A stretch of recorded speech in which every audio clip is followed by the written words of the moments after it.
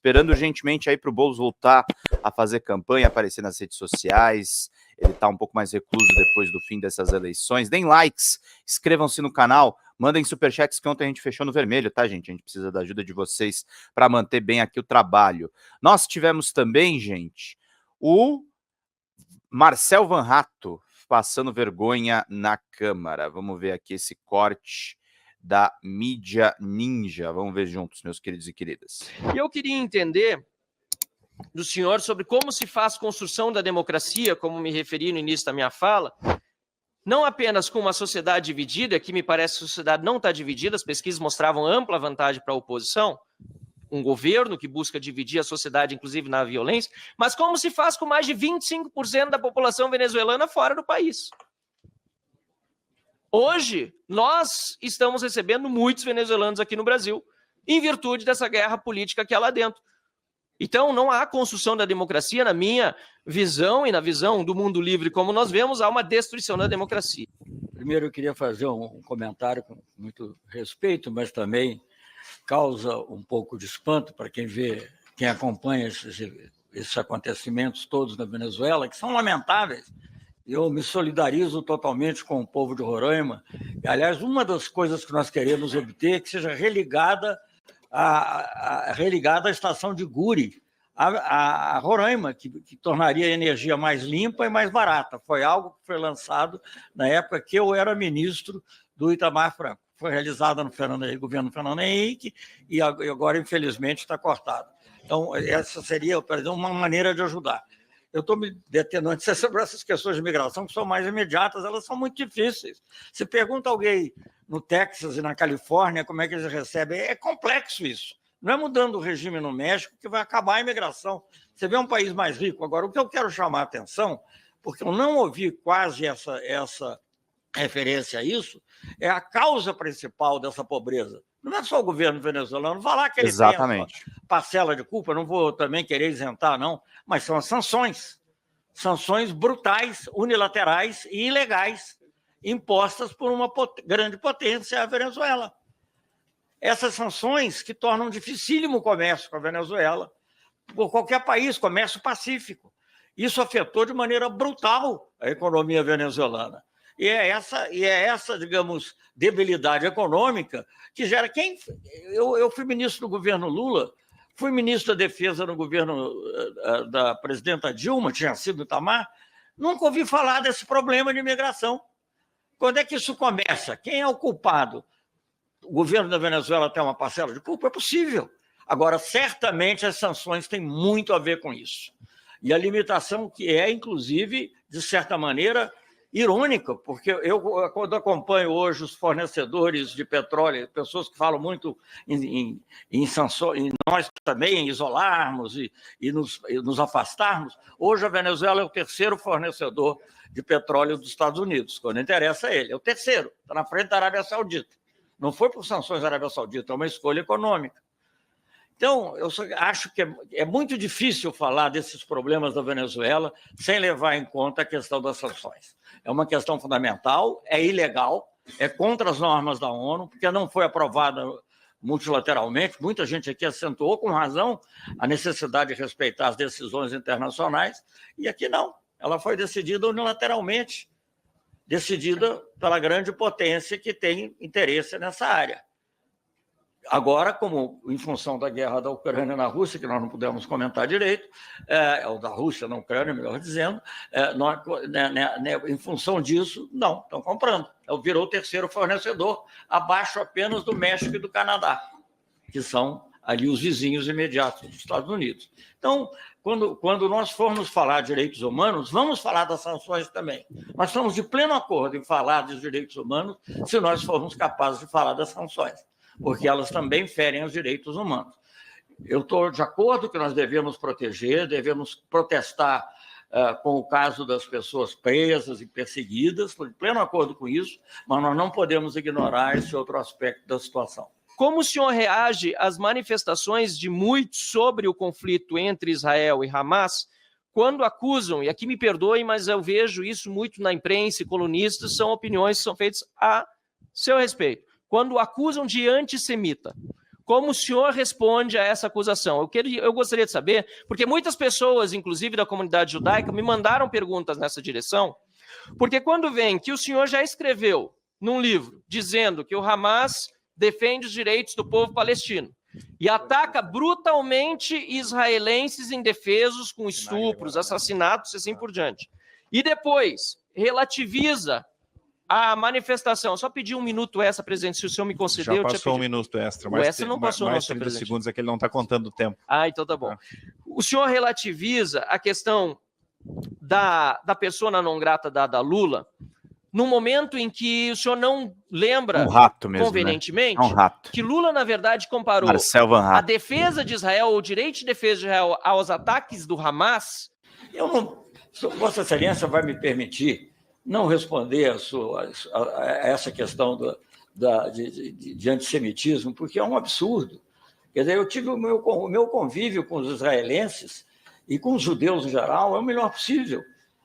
Eu tive a honra de estudar num colégio laico do Rio de Janeiro, onde grande parte dos meus colegas eram judeus. Eu tenho uma admiração enorme pelo povo judeu em muitos campos, em inúmeros campos que fizeram pela música, pela arte, pela ciência, pela política. O próprio Karl Marx, aqui, o senhor falou de alguém que aqui, o Karl Marx, o pai dele era um rabino. Então, isso não tem cabimento. Agora, você criticar o governo de Israel, é muito fácil você dizer que isso é antissemitismo. Sabe, é a mesma coisa você criticar um governo africano, você ser acusado de ser racista. Não. Aquele governo que você está criticando, aquelas atitudes, não há nenhum sintoma, nem de mais longe. E eu conheço e tenho muitos amigos judeus que são extremamente críticos do governo de Israel. Então, eu acho que isso não tem nenhum cabimento, eu acho que isso é manipulado de uma maneira, sinceramente, ofensiva, e não tem nenhum fundamento a esse respeito. Com relação ao Hamas, já dei minha resposta. Eu não disse que o Hamas era um movimento pacífico. Eu achei que o que tem naquele livro, que era a busca do relacionamento internacional, criava uma expectativa de que o Hamas pudesse caminhar por uma coisa pacífica. É um pouco diferente, se for lida com atenção. Enfim, eu, quando fui a Israel, tive a honra de ser a primeira visita que eu fiz a Israel, eu visitei 5 vezes. A primeira foi acompanhado pelo Rabino Sobel, até recebi a brincadeira de um ministro, que era o Olmert. Antes dele ser primeiro-ministro, ele foi ministro da Indústria e vice-primeiro-ministro, e disse assim, o Robert disse assim, você viaja com o seu próprio rabino? Quer dizer, então, essa acusação é uma acusação totalmente descabida, que não tem. Eu não sei se teve alguma pergunta que sobre a retratação, o senhor sugeriu ao Lula se retratar da manifestação feita a respeito da defesa de Israel dos ataques terroristas, comparando-a com o extermínio de judeus durante o nazismo? O senhor chegou a recomendar ao Lula, antes que acontecesse todo episódio, ser chamado de pessoa não grata, que se retratasse, que se desculpasse, que passou do limite? Eu não fiz comentário nenhum sobre esse assunto, eu não vou comentar esse assunto. Eu queria lembrar também que, digamos, a Operação Acolhida começou no governo Temer, não foi o governo Lula que inventou, nós estamos continuando porque não tem outro meio. Mas a grande verdade é que para você conseguir, mais importante do que classificar como ditadura, tem muito país no mundo aí que a gente classificaria como ditadura. Muito. Eu não vou dizer nem mencionar quais, nem em que regiões, porque, enfim, eu, apesar de aposentado, não sou diplomata. Mas tem muitos. Agora, se você romper relações com todos que você vê defeitos de direitos humanos, é capaz de você não falar com ninguém. É muito capaz de não falar com ninguém. Porque esses que falam muito de direitos humanos, eu não vou entrar em nada que possa ser, e que falam muito também da correção dos processos eleitorais, e eles também têm telhado de vidro. As coisas não são complicadas, e para nós melhorarmos a situação, como nós desejamos melhorar, é preciso mantermos a interlocução. Então, eu não estou defendendo o governo da Venezuela, eu não estou qualificando o governo da Venezuela, eu não estou dizendo que o governo da Venezuela é uma democracia ou não é, eu estou defendendo a interlocução. Brasil. Porque assim é que você pode melhorar, contribuir para melhorar. Isso é basicamente uma tarefa deles, dos venezuelanos, mas que nós podemos contribuir de maneira positiva. Não é com sanções, não é com isolamento, não é com caracterizações que tornam o diálogo impossível. É claro que eu lamento que o presidente Maduro tenha usado as expressões, tenha falado as coisas que falou a respeito. Se eu disser quem tem razão entre o Mauro Maduro, eu vou sempre dizer que é o Mauro Vieira. Vou sempre dizer que é o Mauro Vieira. E só para esclarecer um pouco o aspecto técnico dessa questão dos BRICS, é que não há formalmente vetos, porque não há voto. Não é? É que as decisões são tomadas por consenso. E o Brasil achou que, neste momento, sim, a Venezuela não contribui para, digamos, um melhor funcionamento dos BRICS.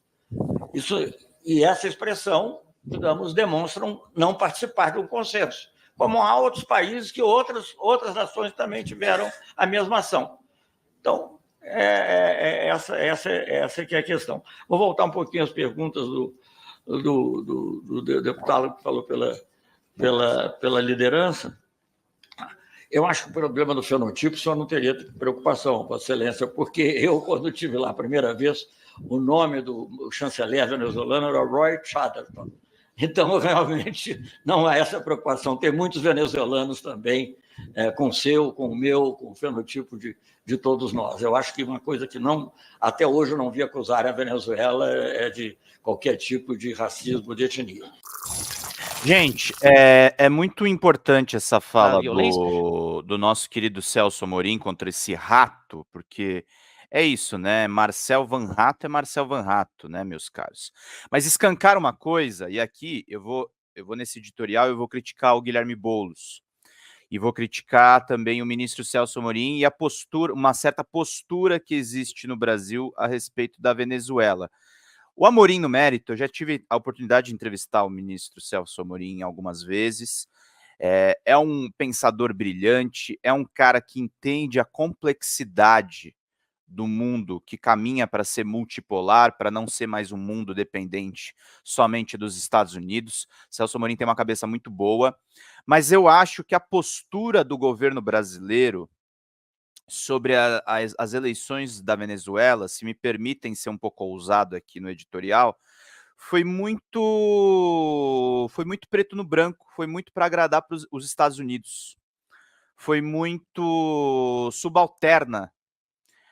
Eu estive numa viagem de 10 dias para a China, viajei para lá por conta de um convite do Partido Comunista Chinês e do Diário do Centro do Mundo, e eu pude conversar com diplomatas, eu pude conversar com especialistas, eu pude conversar com pessoas que entendem da geopolítica, eu pude conversar com jornalistas que cobrem isso por outra perspectiva, porque a imprensa brasileira, infelizmente, é muito subalterna do imperialismo norte-americano.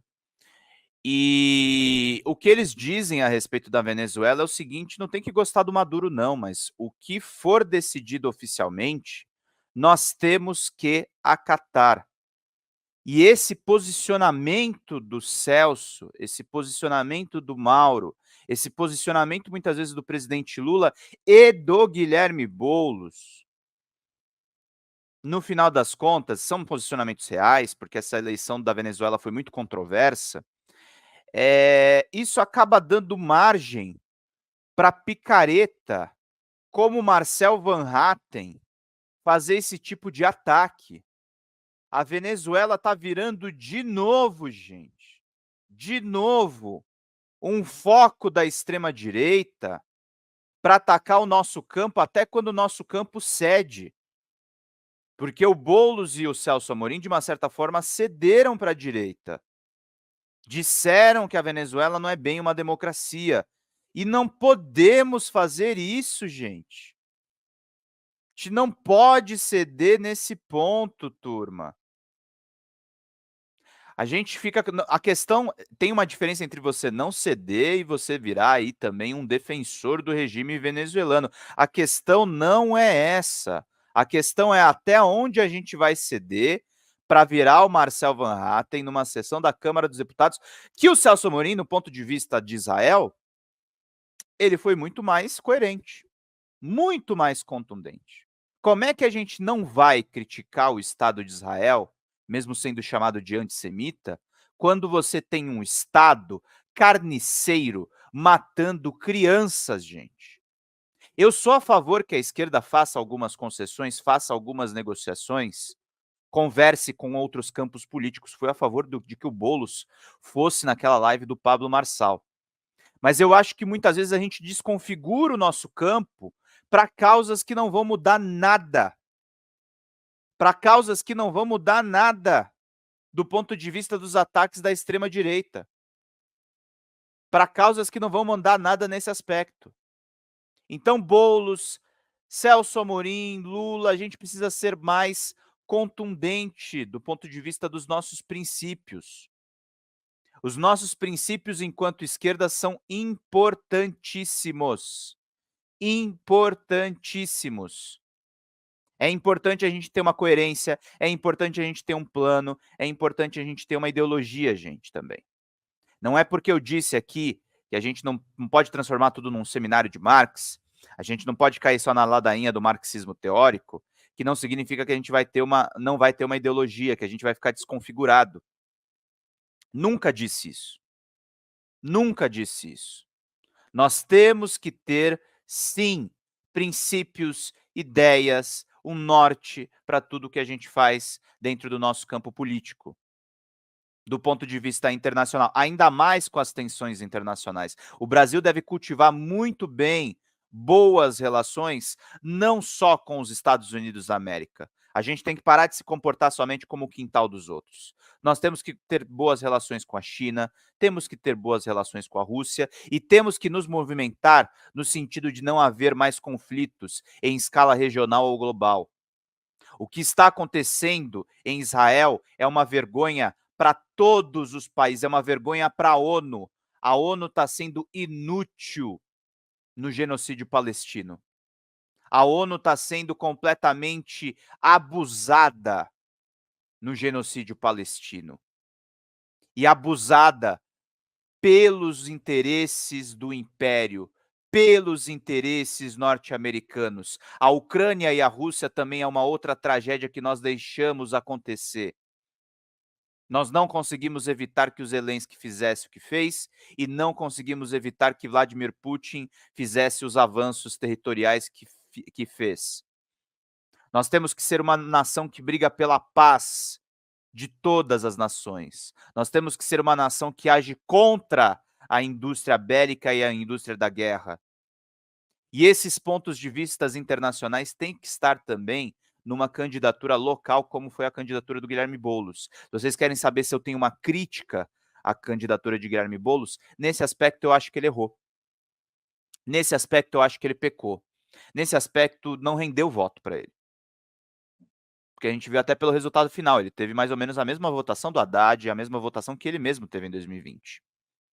Então ceder em todos os campos, ceder a alguns objetivos, não vale a pena, gente. Vamos ser coerentes do nosso ponto de vista. Vamos defender, sim, que a Venezuela tenha o direito de eleger Maduro ou de eleger uma liderança que não esteja alinhada aos interesses americanos. Porque, como disse Celso Amorim, eles vivem sob embargo americano. Eles vivem sob sanções que são ilegais, inclusive, do ponto de vista do direito internacional. Vamos ser também uma esquerda coerente, gente. Fala, pessoal da Folha Democrata, aqui é Pedro Zambarda, editor do canal aqui e também do site da Folha Democrata. Estamos em uma nova campanha de Pix, gente. O nosso canal voltou a ser demonetizado, mas nós ainda estamos enfrentando burocracias dentro do YouTube. Então a gente pede para vocês contribuírem no Pix, diretamente no Pix, gente. Faz um depósito lá no nosso Pix, você nem precisa usar o cartão de crédito, você pode fazer o Pix além das nossas metas por live, que é de R$100 no Pix. Vocês podem ajudar em folhademocrata@gmail.com.